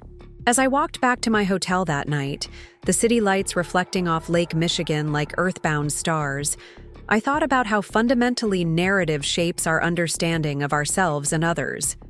For decades, Rachel and I had been locked in roles that limited us both. She the achiever, I the dreamer, she the practical one, I the impractical one, she the success, I the disappointment. Those narratives had shaped our choices, our relationships, our very self-concepts in ways neither of us had fully recognized until circumstances forced a reframing. Now, watching the Chicago skyline from my hotel window one last time before, packing for my return to Boston, I marveled at how those constraints had finally begun to dissolve. Not because I had proven Rachel wrong, or she had admitted defeat, but because we had both grown into more nuanced understandings of success, purpose, and fulfillment. We had begun to recognize that meaningful lives rarely conform to simple narratives or external metrics. They unfold according to deeper values and authentic callings that might look different for each person. The true victory wasn't in vindicating my choices at Rachel's baby shower, satisfying as that moment had been. It was in creating space for both of us to evolve beyond the limiting roles we'd been assigned and eventually internalized. It was in discovering that the people who once dismissed our dreams might someday come to value them, not because external success validated those dreams, but because living authentically eventually speaks for itself in ways no achievement or status ever could. As I drifted to sleep that night, I felt profound gratitude not just for Mindful Match's success or my family's belated recognition, but for the journey itself. The struggles and doubts, the persistence and discovery, the moments of despair and breakthrough that had shaped me into someone who could stand firmly in her truth even when others couldn't yet see it. And I felt equal gratitude for the unexpected gift of witnessing my sister's parallel journey toward her own authentic voice, different from mine, but equally valid in its emerging clarity of purpose. Between the Hayes sisters, there would likely always be differences of perspective and approach. But beneath those differences now lay a foundation of mutual respect that created possibility, where once there had been only judgment and misunderstanding. As Olivia's godmother and Rachel's sister, I looked forward to exploring those possibilities together, each of us becoming more fully ourselves while helping the next generation avoid the confining narratives that had limited our own early paths. The journey hadn't ended with a dramatic revelation at a baby shower. That had been merely the beginning of a deeper transformation, one still unfolding in ways neither of us could have anticipated. And in that ongoing evolution lay the true measure of success. Not in proving others wrong, but in living so authentically that the very definition of success expands to include paths once dismissed as impractical dreams. 1 year later, I stood in the expansive backyard of my parents' Evanston home, watching Olivia take wobbly steps across the lawn toward her grandfather. My father knelt on the grass, dress pants surely getting stained, arms outstretched to encourage his granddaughter's determined journey. The sight still struck me as somewhat miraculous. This traditional, appearance-conscious man willingly disheveled if it meant connecting with the bright-eyed 1-year-old who had rearranged all our lives. "She's fearless," Rachel observed, settling into the garden chair beside mine. "Pediatrician says she's advanced in gross motor skills for her age." "Definitely a Hayes woman," I agreed, smiling as Olivia reached my father and was rewarded with his unrestrained delight, another transformation I was still adjusting to. Determined, focused, unwilling to accept limitations. Rachel laughed softly. Though, hopefully, she'll learn to recognize when those limitations are real versus when they're just stories other people tell. That's what she has both of us. 4, I pointed out. Different perspectives on the same fundamental truth. It was Olivia's first birthday celebration, nothing elaborate, just family and a few close friends gathered to mark the milestone. My mother had insisted on hosting at their home, transforming the backyard into a tasteful wonderland of pastel decorations and comfortable seating areas. The simple celebration was itself evidence of how much had changed. The Rachel of 2 years. Aga would have insisted on an Instagram-worthy extravaganza designed to impress rather than simply enjoy. Rachel's Foundation for Maternal Wellness had launched 3 months earlier, already establishing partnerships with community health centers across Chicago's underserved neighborhoods. The initiative combined Rachel's financial acumen with the insights she'd gained through her own experience, creating practical solutions for women without access to comprehensive maternal care. Mindful Match had become their primary technology partner, developing a specialized version of our platform specifically for mothers with limited resources or technology access. The outreach coordinator from Westside Center called this morning. Rachel said, watching as Mark took over Olivia duty from my father. "They've onboarded 37 new mothers to the program this month alone. Early feedback is overwhelmingly positive." "That's fantastic," I replied, genuinely impressed by how quickly her organization had gained traction. "Any recurring challenges we should address in the next platform update?" "A few interface issues for users with older phones. I've documented them for your development team." She paused, sipping her lemonade thoughtfully. "Jenny, I've been meaning to ask you something." "What's that?" "Would you consider joining our board? We're expanding from 3 members to 7, and I need someone who truly understands both the technological potential and the human element of what we're trying to accomplish." The invitation caught me by surprise. Despite our improved relationship and ongoing collaboration, Rachel and I had maintained certain professional boundaries. She building her foundation from Chicago, me running Mindful Match from Boston, our organizations partnered but distinct. "What about potential conflicts of interest?" I asked, considering the practical implications. Mindful Match is your technology provider. We've consulted with legal advisors, with proper disclosures and recusal protocols for specific decisions. It's entirely manageable. Her expression grew more serious. "The truth is, I want your perspective, Jenny. Not just as a technology expert or mental health advocate, but as someone who sees possibilities that others miss." I studied my sister's face, searching for any hint of the old dynamics, the subtle competition, the need to control narratives, the underlying insecurity that had driven so many of our interactions. Instead, I found only genuine openness and professional respect. "I'd be honored," I said simply. "Thank you for asking." Rachel nodded, satisfaction rather than triumph in her expression. "The foundation needs what you bring to the table. I need what you bring to the table. Our mother approached from the house, carrying a tray of refreshments. "What are you two plotting over here?" she asked lightly, setting down glasses of fresh raspberry lemonade. "You have that look, the same one you had as teenagers when you were up to something." "Foundation business," Rachel explained.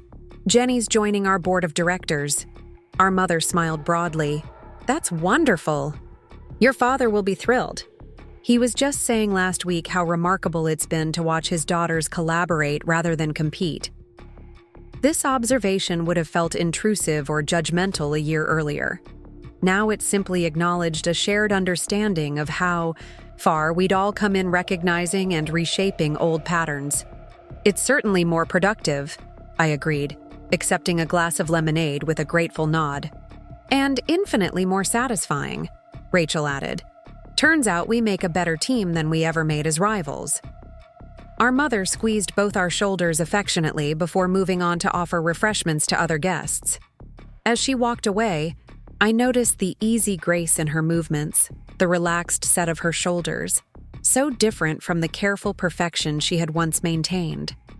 She, too, had been liberated by the shifting family narrative, finding space to relax into authenticity, rather than constant mediation.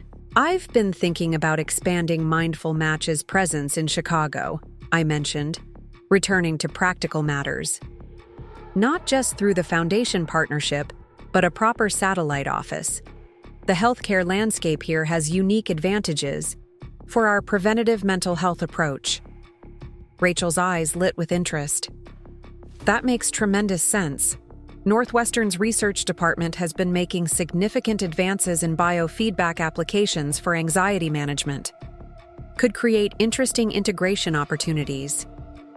Exactly what I was thinking. Plus, having leadership presence in both cities would position us well for the Midwest healthcare expansion. "You'd relocate?" she asked, a note of hopeful surprise in her voice. "Not permanently, but regular extended stays, especially as we build the team here." I hadn't fully articulated this plan until now, but speaking it aloud felt right. It would mean more time with Olivia as she grows, more opportunities for collaboration with the foundation, more family dinners that don't require flight arrangements, Rachel added with a smile. "Those two." A comfortable silence settled between us as we watched Mark lead Olivia in a game of peekaboo around the old oak tree. My father had joined my mother in greeting new arrivals, his hand resting casually on her lower back in a gesture of easy affection I couldn't remember seeing in years past. "Do you ever wonder what would have happened if Mark hadn't spoken up at the baby shower?" Rachel asked suddenly, her gaze still following her husband and daughter. "If your success had remained hidden from the family narrative?" The question was startlingly direct, Rachel acknowledging the pivotal moment that had disrupted decades of established dynamics with characteristic straightforwardness. "I've thought about it," I admitted. "Nothing would have changed about Mindful Match or my actual life in Boston, but something significant would have been lost. The possibility of reconciliation," she suggested quietly. "That, and the opportunity for all of us to grow beyond the roles we'd been assigned." I turned to look at her directly. "The truth is, I didn't need the family's validation to know my worth by that point, but I needed it to believe reconciliation was possible." Rachel nodded thoughtfully. "For me, it wasn't just hearing about your success that mattered. It was experiencing the actual value of what you'd created through the app during pregnancy. Using something you built with such care and insight." She paused, searching for the right words. "It forced me to reconsider everything I thought I understood about meaningful work. Technology creating connection rather than distance," I observed. "Exactly. My big revelation wasn't that my little sister had proven me wrong. It was that I had been asking the wrong questions all along about what constitutes success and purpose. This level of vulnerable reflection would have been unimaginable from the Rachel I'd grown up with, the sister who measured life in achievements and status markers, who viewed uncertainty as weakness and questioning as inefficiency. Motherhood had changed her, certainly, but so had her willingness to engage with her own assumptions through the mindfulness practices she'd initially approached with skepticism. We were both trapped in narratives that limited us, I acknowledged. You as the perfect achiever who couldn't question the path, me as the dreamy failure who couldn't commit to conventional success. And now we're writing new stories, messy, authentic, evolving ones that leave room for complexity. The afternoon unfolded with a relaxed rhythm that would have been foreign to our family gatherings of the past. Olivia toddled between adoring adults, occasionally returning to Rachel or Mark as her secure base before venturing out again. My father engaged guests in conversations that extended beyond business and achievements, showing genuine interest in their experiences and perspectives. My mother moved through the gathering with easy grace, no longer solely focused on maintaining appearances. When it came time for cake, a simple homemade creation rather than the elaborate professional confection Rachel would once have insisted upon, we gathered around Olivia's high chair to sing "Happy Birthday." The moment crystallized something I'd been feeling throughout the day. This celebration centered joy rather than impression management, connection rather than competition, presence rather than performance. As Olivia smashed tiny fists into her small personal cake with gleeful abandon, Rachel laughed unreservedly beside her, not caring about the mess or how it might appear in photos. Mark captured the moment on his phone, but more for memory than social media validation. My parents exchanged glances of simple happiness, embracing the imperfect moment rather than trying to control it. Later, as guests began to depart and Olivia napped upstairs after her sugar-fueled excitement, I found myself alone in the kitchen with my father. He was carefully wrapping leftover cake, his methodical precision unchanged, even as so much else about him had shifted. "I've been reading about digital preventative healthcare," he said without preamble, securing plastic wrap over a plate with meticulous care. "Fascinating potential for addressing mental health issues before they become crises." "That's been our foundational approach from the beginning," I replied, leaning against the counter beside him. "Accessible tools for managing baseline wellness, rather than just addressing acute problems." He nodded thoughtfully. "Makes tremendous economic sense, though I imagine that wasn't your primary motivation." "No, but the economic argument helps secure institutional buy-in." I smiled slightly. "I'm not completely impractical despite early reports." My father chuckled, acknowledging the gentle reference to his past assessments of my career choices. "Your mother and I have been talking about visiting Boston next month, seeing your headquarters, spending some time understanding what you've built there." He paused, hands stilling on the wrapped plate. "Would that be welcome?" The request contained a vulnerability I'd rarely witnessed from my achievement-oriented father. He was asking permission to enter a world where his expertise and status carried no particular weight. My world, built according to values and priorities he was still learning to understand. "I'd like that very much," I told him sincerely. "The team would be excited to meet you both." Relief softened his features. "Thank you.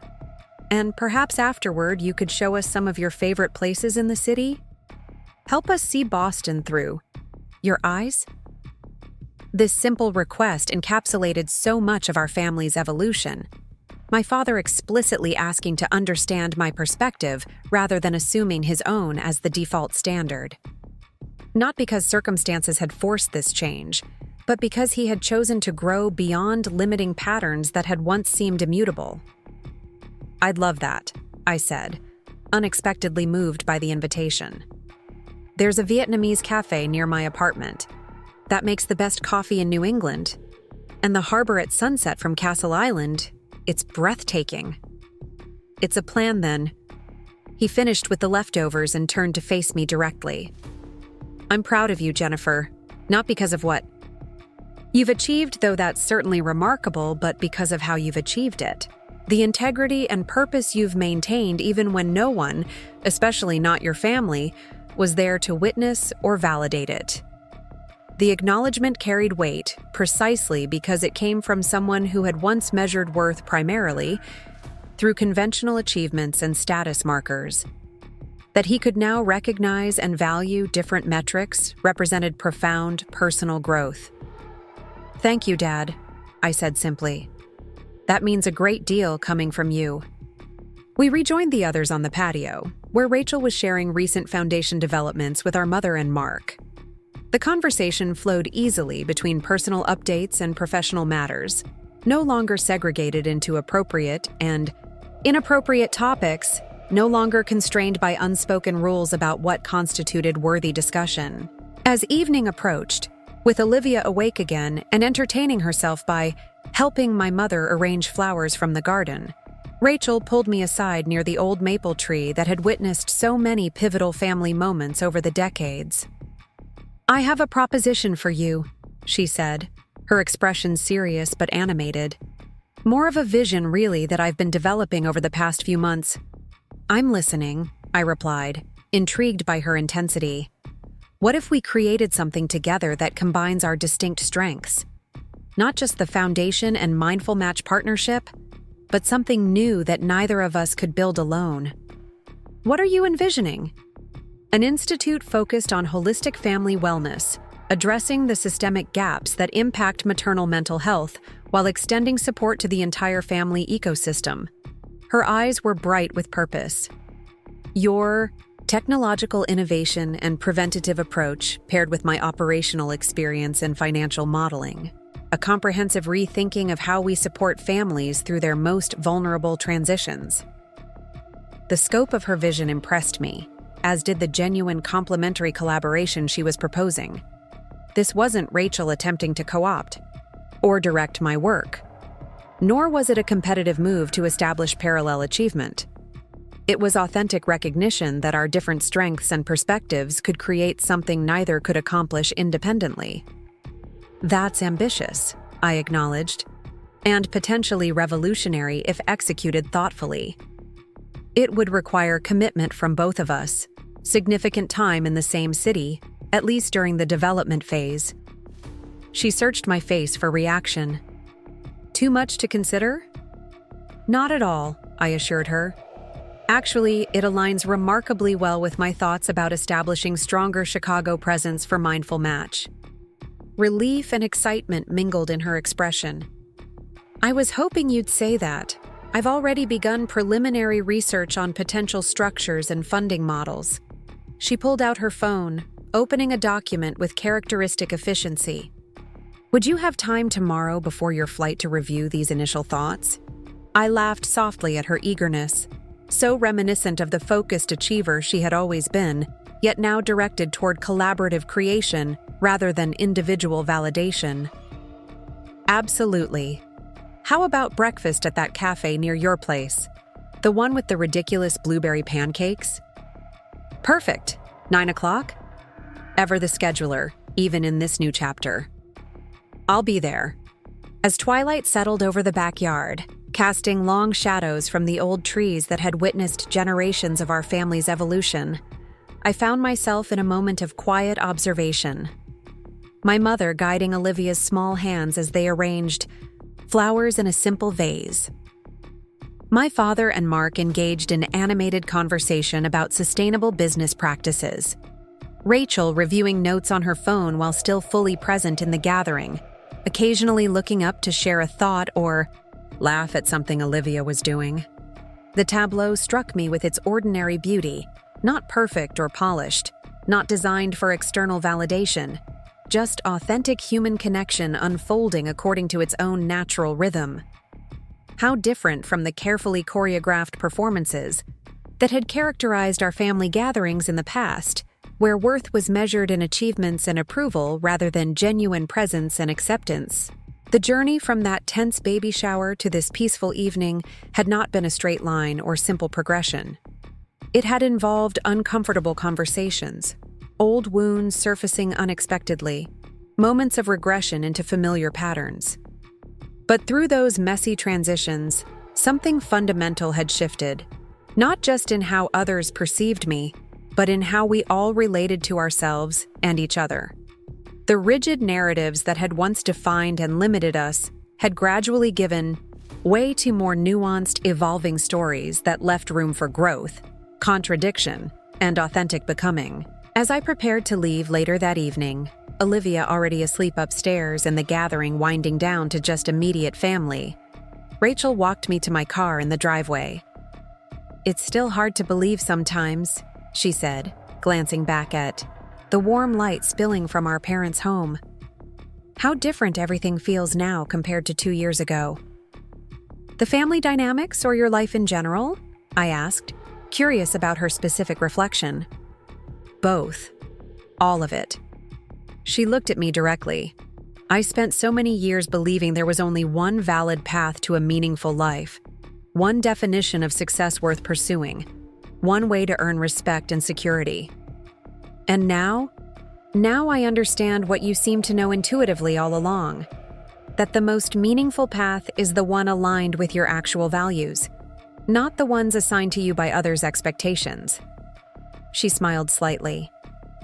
"It took my little sister, building a multi-million-dollar company and a meditation app that helped me through pregnancy anxiety, for me to recognize that there might be more than one way to live with purpose." "We all have our unique journeys toward that understanding," I observed. "Yours happened to involve a rather dramatic revelation at your baby shower." We both laughed at the memory that had once been fraught with tension, but now seemed almost comical in its theatrical timing. "I'm glad it happened," Rachel said sincerely. "Not because it validated you in the family's eyes. You never needed that validation to know your worth, but because it created an opening for all of us to see each other more clearly, to move beyond the roles we'd been assigned and eventually internalized." "To that, I'll absolutely agree," I said, embracing her warmly before sliding into the driver's seat. As I drove away from my childhood home toward the hotel where I'd stay before tomorrow's flight back to Boston, I reflected on how fundamentally narrative shapes our understanding of ourselves and others. The stories we tell about who we are, what matters, what constitutes success or failure, create the frameworks through which we interpret experience and make meaning of our lives. For so long, I had been constrained by a narrative not of my own making. The impractical dreamer, the family disappointment, the one who couldn't commit to conventional achievement. That story had shaped how others treated me, certainly, but more significantly, it had influenced how I saw myself, as perpetually defending choices that deviated from established norms, always explaining or justifying a path that didn't conform to expected patterns. What had changed was not just external validation through Mindful Match's success, satisfying as that had been in the moment of revelation.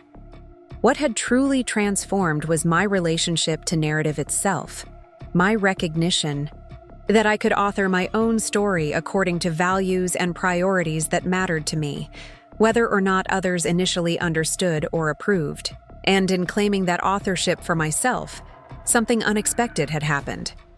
I had created space for others to question and eventually revise their own limiting narratives.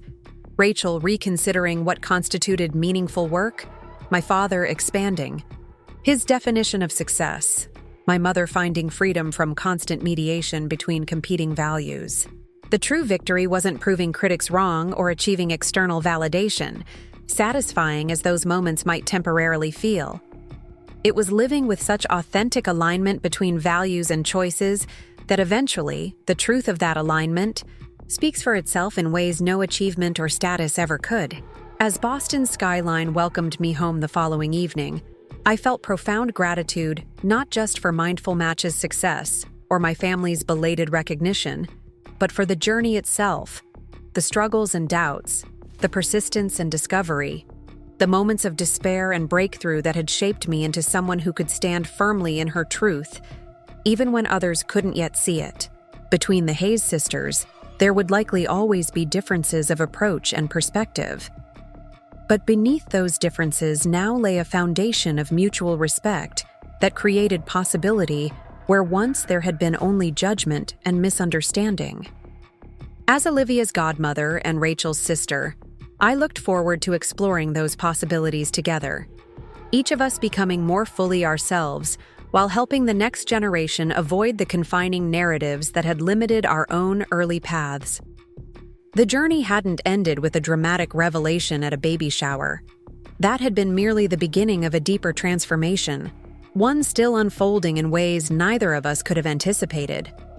And in that ongoing evolution lay the true measure of success, not in proving others wrong, but in living so authentically that the very definition of success expands to include paths once dismissed as impractical dreams. Up next, you've got 2 more standout stories right on your screen. If this one hit the mark, you won't want to pass these up. Just click and check them out.